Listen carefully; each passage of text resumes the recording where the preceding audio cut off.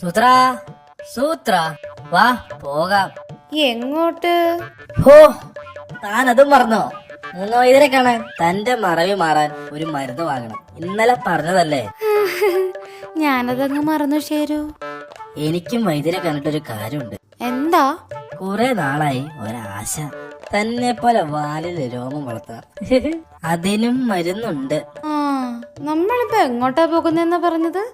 Show, രണ്ടു പേർക്കും മരുന്ന് തരാം. സൂത്രൻ ഈ മരുന്ന് തലയിൽ പുരട്ടണം, ഓർമ്മ കൂടും. ഷേരു ഇത് വാലിൽ തേക്കണം, വാല് പൊന്തക്കാട് പോലാകും.